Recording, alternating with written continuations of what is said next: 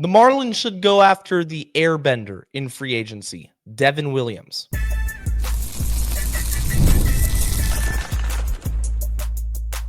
You are Locked On Marlins, your daily podcast on the Miami Marlins. Part of the Locked On Podcast Network, your team every day. Welcome into Locked On Marlins. I'm your host, Jeremiah Geiger. I'm a diehard Marlins fan, and I've podcasted about the team for the last 4 seasons. You can find me on Twitter at Jeremiah Geiger too, and thank you for making Locked On Marlins your first listen of the day. Part of the Locked On Podcast Network, which is your team every day. Make sure you're subscribed to the YouTube channel, leave a like, and leave a comment. Today's episode is brought to you by FanDuel. Right now, new customers can bet just $5, and if your bet wins, you'll get $300 in bonus bets to use across the app. Download the app today. And on today's show, I'm going to discuss why I think Devin Williams is a perfect free agent target for the Marlins to give some bullpen help, some bullpen strength to this team. We're also going to talk about a lefty free agent target, Danny Coulombe, that I'd like to see the Marlins go after, and then discuss a couple of in-house options who are currently in the minor leagues, but I expect big things from a couple of these guys, Josh White and Nigel Belgrave. But let's start with the case for the Airbender. One of the best nicknames in baseball belongs to Devin Williams, who was a closer for the Brewers when he earned that nickname due to his electric changeup. One of the best single pitches in all of baseball. It's why he was so dominant and unhittable, and it's why the New York Yankees decided, you know what, we're going to go out and acquire him from the Milwaukee Brewers. The Brewers, they're still a machine. The loss of their star closer didn't really affect them much. They led the National League in wins in 2025. That's just a testament to how well they run their organization, the depth they have, scouting, a ton of things. But Williams goes to New York, and it was a down year for him. It wasn't the season that anybody really expected.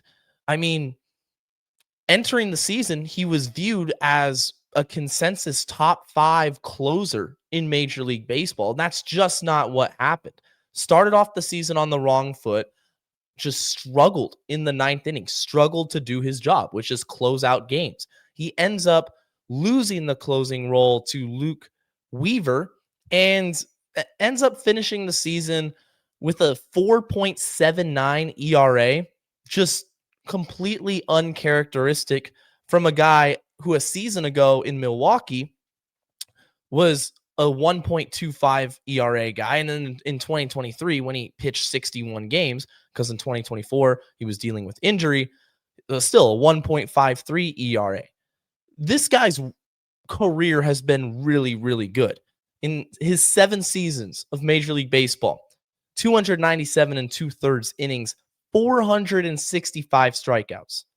And that's across 308 games. He's been consistent. He's been dominant. He's pitched to a tune of a 2.45 ERA, including this past, I guess, disaster in New York. And now he's a free agent. So teams are going to look at this one of two ways. They're going to say, look, the Airbender has lost his style. He's lost his flair. He's not the same pitcher that he once was. In 2025, this past season, is the new Devin Williams. And we don't really want a part of that. We don't think he can get back to his dominant ways in Milwaukee. And I'm of the complete opposite opinion. Because when I dive into the metrics and the numbers, I look at Devin Williams as still an elite profile that had an off season. He had a down year. He had a bad season. There's no getting away from that fact. But in 2026, I don't expect him to replicate that level of performance. I expect him to normalize and get back to what he's done historically throughout his career. And I'm going to tell you why. First off, the stuff is just really, really good. There's no question in my mind that his changeup, the changeup that got him the nickname, the Airbender, is still elite. Okay? The run value on his changeup, if we're looking at Savant, Baseball Savant's a great reference page. I use it a lot. I'm sure you guys use it a lot. They do great work, breaking down individual pitches, giving you the numbers behind it. Had a positive run value of 7. Opponents hit just 194 against the changeup. Now, you look at the movement, and in 2024, we're gonna go 2023 because that's when he pitched 60 plus games. 2024 only pitched in 20 or so. 2024, the changeup had a horizontal break of 19.8 inches arm side. Arm side movement, 19.8 inches. The changeup this season, 19.2 arm side movement. So it's still getting a ton of movement on the pitch. It's not like he forgot how to throw it, and opponents still struggle to hit it. That's the other thing we have to remember here is that, yes, his collective numbers weren't great, but the pitch that he throws the most and that has gotten him this nickname and this level of pedigree, it's still a really good pitch. Now, it wasn't as good as years prior, and there's no debating that. There's a reason that his ERA was inflated this season. I mean, in a couple seasons ago in 2023, his batting average against the changeup was 0.97. 0.097. Elite. Nobody could hit it. Now, this past season, opponents hit 194. Expected batting average of 217. Still really good, but not at that level. But the fact that the movement on his changeup is still intact, that he's still getting that arm side run, leads me to believe that he's going to be okay. That Devin Williams is due for a bounce back season. He's still getting a ton of whiffs. 99th percentile in whiff percentage, 38% whiff rate, 35% chase rate, 35% strikeout rate, and his expected ERA. And this is another aspect of a pitcher's profile that you always have to take into consideration is the luck factor. The quality of contact that hitters are making against him. And although his overall ERA was a 4.79, his expected ERA was elite, 87th percentile, a 3.04. So that difference between a high 4 ERA and a low 3 ERA, that can't be understated, as this guy did get unlucky. His stuff is still good. He still throws the ball very well, and he's only 31 years old. It's not like this guy is, pushing 40 at the very back end of his career and he's ready to call it a career. He had a good run. No, there's still gas left in the tank for Williams, and the Marlins should go after him. The Marlins need bullpen help. I don't think you can go into 2026 just with the guys you have on your roster and feel comfortable with that. Now, there's still some really good pieces that the Marlins have already. Ronnie Enriquez, Tyler Phillips. But besides Enriquez, who is that electric arm that you can trust in the 9th inning? Calvin Fauché led the team in appearances in the 9th inning. Now, I don't necessarily think it was a great season for Calvin Fauché. I think he didn't live up to the expectations that I had put on him personally in the before opening day. I thought Fauché was going to be the clear-cut closer. It didn't turn out that way. The Marlins decided to use more of a matchup approach where you're going to have Ronnie Enriquez in this pocket against these matchups. And then if that's in the 7th inning, it's in the 7th inning. If it's in the 9th inning, then he's going to get that save opportunity. But for Williams, it gives you another high leverage arm that I think you can take and pair him with Enriquez as two electric guys that can close out games. Whether you want to have Williams pitch the 9th, Williams pitch the 8th, it gives you another sense of security, because at times this past season, it felt like if Enriquez wasn't pitching, then the Marlins would get into trouble. And Tyler Phillips kind of eased that fear late in the season just because of his bulldog mentality, even though his stuff isn't as elite as Enriquez or Williams. He just grits his way to dominating a lineup. I mean, runs out of the bullpen, hitting himself in the face. I actually felt a lot of confidence watching Tyler Phillips pitch. But Enriquez, Phillips, who's going to be back next season, an addition of a high leverage arm, such as the Airbender, that could put this team into serious postseason contention. And if everybody pitches up to their potential, this bullpen could end up being a strength of their team. Now, I don't think one bullpen arm is enough. I do think they need lefty help. And in the next segment, I'm going to give you a name who I think is a perfect fit as well for the Marlins, needing a lefty to supplement the bullpen. That's coming up right after this. But first, this episode is brought to you by PrizePicks. Every day we make decisions, but on PrizePicks, being right can actually get you paid. Don't miss the excitement of this football season with PrizePicks, where it's good to be right. Playing PrizePicks is such a fun, simple way to add more excitement to football. You just pick more or less on player projections, like Josh Allen's passing yards or Saquon Barkley running for a touchdown, and you're in the game. PrizePicks is super quick. You can make your lineup under a minute, and they've got a couple really cool promotion features. They added stacks. So if you want to ride with a player, you can select their pass yards, rush yards, and touchdowns all in one lineup. And I really like the injury reboot feature. If your player leaves early and doesn't return, it's not going to count against you. And there's a special max discount promotion live on the board right now. For the Warriors and Lakers game on October 21st, Steph Curry is discounted to only needing more than half a point to win. Seems like that's going to hit. So download the PrizePicks app today. Use code LOCKEDONMLB and get $50 in lineups after you place your first $5 lineup. That's code LOCKEDONMLB for $50 in lineups after your first $5 lineup. PrizePicks, it's good to be right. Shout out to all the everyday listeners out there making Locked On Marlins a part of your daily routine. The Marlins need lefty bullpen help. They just do.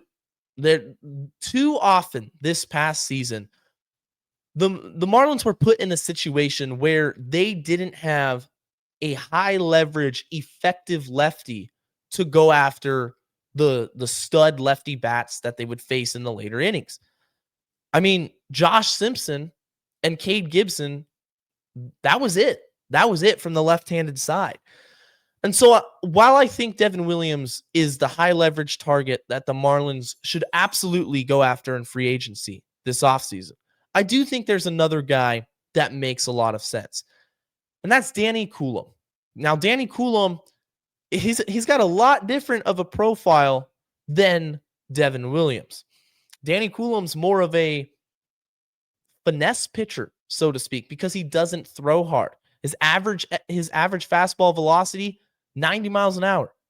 You could say he's a soft tosser, but he doesn't rely on his four-seamer. That's not what is appealing if you're in the Marlins. What's appealing is his elite cutter.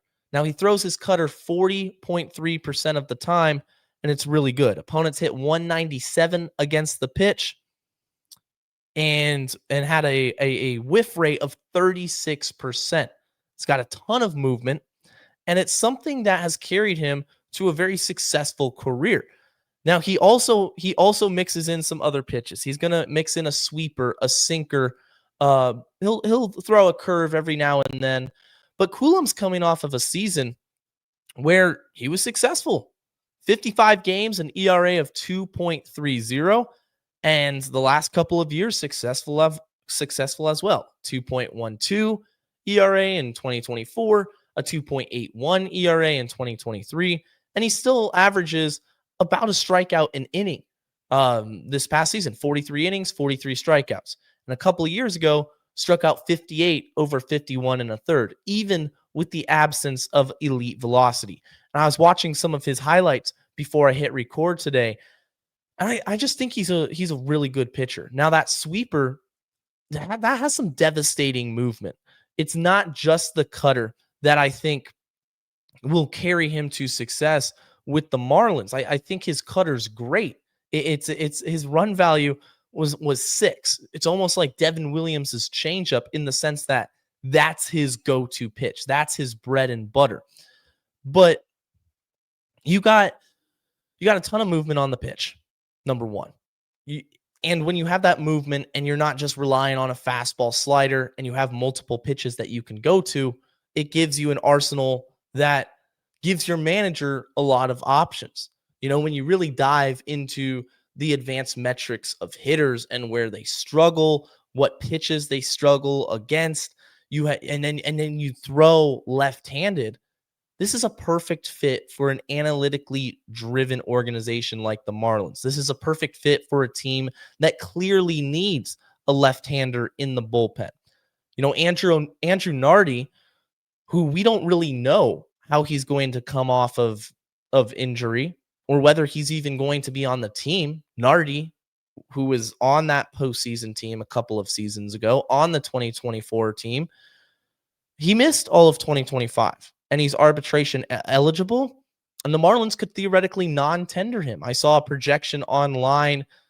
I'm forgetting the source, but pretty much it said Nardi could be non-tendered, and that's a very real possibility. If the organization feels like Andrew Nardi and his stuff has declined, then I could absolutely see the team making him a non-tender candidate, and that's going to even further enhance the need for the Marlins to add a lefty to this pen. Because, again, you just can't roll into 2026, with all due respect to Cade Gibson and Josh Simpson, you can't expect them to carry the weight as being the only lefties that you're throwing. You just can't. It can't happen. I think this team has real expectations next season. I think they should have expectations for themselves, but also, from a competing standpoint, like, hey, we can go out and we can finish ahead of the Braves again. We can finish ahead of the Nationals, of course. We could go out and finish ahead of the high payroll Mets. We can make the playoffs. That should be the attitude that the Marlins and the front office have. The players will always have that attitude. The players, the ones on the field, whether they're 20 games over 500, 20 games under 500, they care about winning, without a doubt. Clayton McCullough, caring about winning, caring about development, yes, but in 2026, it should be all about winning. It's not more of a let's see what we have here type year, because I think this past season showed us a lot, and it showed us that this young Marlins core is good enough to compete, but they do need help. They need the roster to be supplemented from free agency, from trades, the front office, ownership to go out and do their job. And the bullpen is one of those positions. Offensively, yesterday, Isaac Azout from Fish on First and myself, we talked about free agent targets and the impact of role players. Could this team address the first baseman situation? And that's great. I do think first base is a clear and obvious need for this org, but bullpen is also a need, especially left-handed pitching help. Will the Marlins make this happen? Will they go after some free agents in the bullpen? Yes. The answer should be yes, and I do think they will. I think they will, and I think they're going to take this seriously. This is a big offseason. This isn't a offseason which you can skate by, fly under the radar, and say, you know what, we're in a rebuild. Nobody's expecting us to do much, so we're just going to lay low.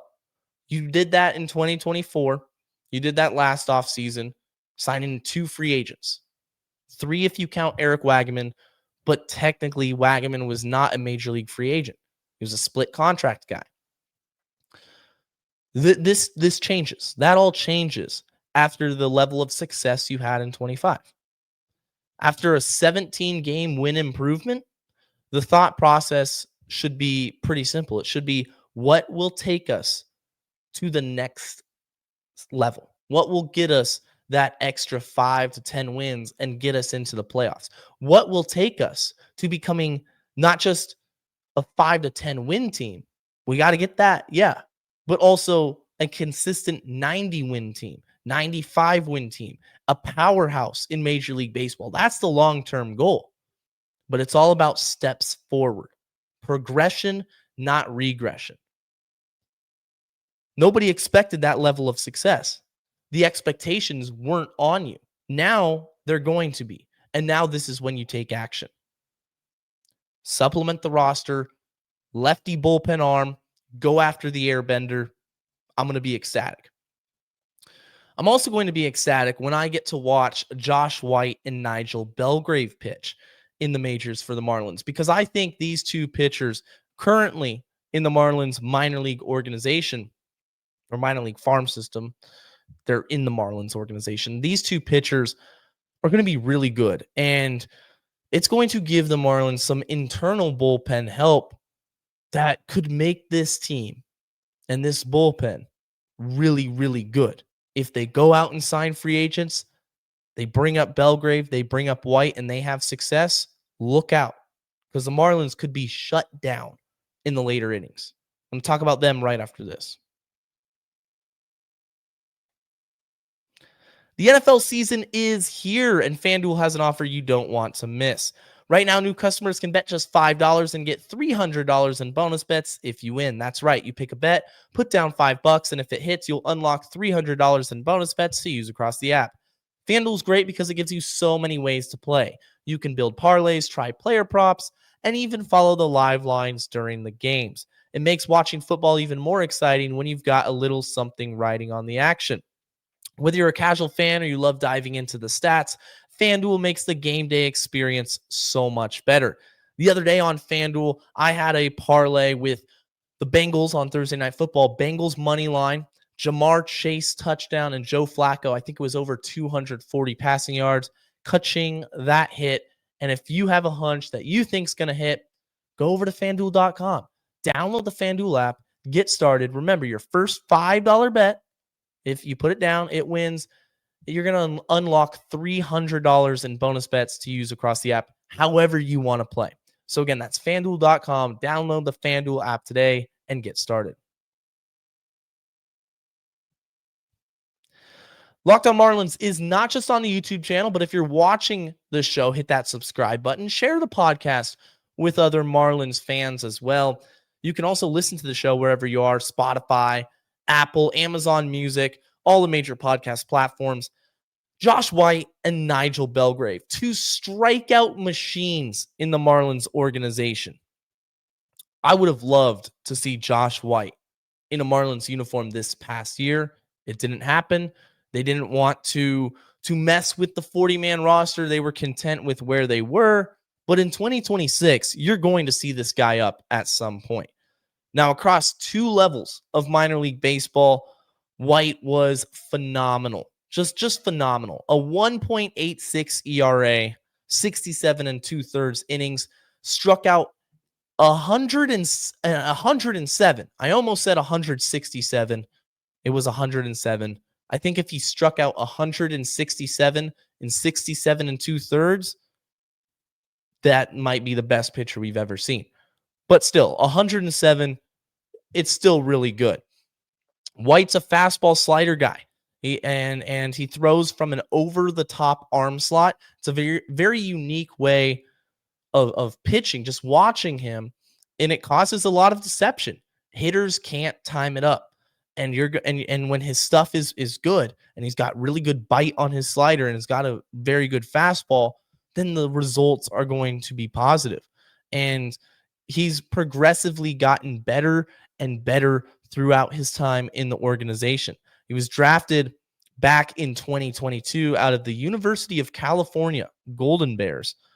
Golden Bears are now in the ACC, and I just think that's crazy. The California Golden Bears are in the Atlantic Coast Conference. For those fans, Miami fans, Florida State fans, you probably find that strange as well, that a team on the West Coast is on the East Coast. But anyway, Josh White, Golden Bear, he had a phenomenal season. It was a good 2024, but this past season just took his game to a whole another level. Ended up pitching 27 games in AAA. So the majority of his year was at the AAA level, and he was ready to go. It felt like the Robbie Snelling version of of a reliever. So Snelling starts off in AA, gets called up to AAA, and dominates. Same thing with Josh White. Starts off in AA, gets up to AAA, and dominates. Proves that he's just too good for this level. Now he needs to be challenged at the major league level. Really excited to watch this guy in spring training, because if he has a good spring and the stuff's there, and there's no reason why he shouldn't have a very good spring, there's a chance he makes the opening day roster, which I think would be great. There's some names, obviously, on the 40-man roster currently that won't be there next season. I mean, George Soriano probably has already pitched his last game in a Marlins uniform. Josh White could replace him. Tyler Zuber, same kind of deal, who should be on the Marlins 40-man roster still, because I don't think they made any moves. Zubers was on the IL to end the season. Tinoco on the IL. Freddie Tarnick. You had Michael Peterson. There's some expendable names in that Marlins pitching staff, in the bullpen, that White, I think, is just better than. And White's going to get his shot. Nigel Belgrave is the other arm I want to talk about. Another college arm out of the University of Maryland. He was a 15th round draft pick. Big guy, 6'4", 215 pounds. Josh White, 6'1", but Belgrave has some serious height from the mound, coming off, driving. He's got a good fastball, averaging in the mid-90s. He'll pair that with a really good breaking ball as well. And he had his best season in the Marlins organization as well. I don't think this is a coincidence either. So many times I feel like I'm saying that this pitcher has had their best season. He's continued to progress throughout the system. Well, that's a testament to the Marlins pitching development team and what they do in this organization. I really believe the Marlins organization is one of the best, if not the entire best of all the major league teams at developing pitchers. And that goes for bullpen relievers as well. Belgrave, 41 games in the minor leagues across AA and AAA. The majority of his time, though, was spent at the AA level, which he pitched 36 of those games at. 2.51 ERA, 68 innings, 92 strikeouts. Opponents hit 178 against him. Just nasty. He's a fastball. He's a fastball slider guy that gets a ton of whiff. We like whiff. I'm a pitching enthusiast. The more that hitters swing and miss against your stuff, that means your stuff's really good, and that's going to play at the next level. Belgrave did only pitch in 5 games at the AAA level. He was a perfect ERA of 0, 5 innings, 1 hit, no earned runs, struck out 7, and only walked 1 there. Does Belgrave crack the major league roster to start the season? I don't know. I wouldn't have a problem with Belgrave starting off in AAA again and getting some more reps, considering that he's very new to that level. But on the other hand, if he just shoves in the Grapefruit League, then there's always a case for that. I do lean towards Belgrave starting the season in the minor leagues. Josh White seems like the most obvious bullpen arm in the minor leagues to make his debut and make the opening day roster.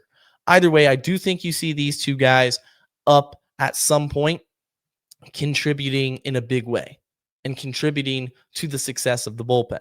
Really quickly, Christian Roa is another arm who briefly got an opportunity to showcase what he's got at the major league level. He probably has one of the most electric fastballs in the Marlins organization, just in terms of velocity. He can ramp it up, high 90s fastball, and had a really good season in AAA as well. 2.83. He struck out 64 in 60 innings. So not as much of a strikeout machine, but still a pitcher that can go out and throw guns a-blazing at you, 98, 99, come and hit it. So watch for Christian Roa as well. Marlins bullpen, I think, can be a strength. I think it can be a strength. I think this is an underrated opportunity for the Marlins to improve their roster because I like what they have on the roster now. I like Enriquez. I like Phillips. I like the Great Lake of Bacher, who throws the kitchen sink at you 4 different pitches and can go get outs in high leverage innings. But what can set you over the edge is getting Devin Williams, is calling up Josh White and watching him take off, is go signing Danny Coulombe to give you that crafty lefty with a nasty cutter to go get you outs. Those 3 guys, Josh White, Danny Coulombe, Devin Williams, add Nigel Belgrave into the fray to give you 4. That's exciting. And that could mean the Marlins are competitive and they're really locking down the 6th, 7th, 8th, 9th. If your starter gives you 5, starter gives you 6, well, good luck in the back half of the game because this bullpen is going to be good. You got to supplement the roster. You can't go into 2026 without helping the guys currently on the team.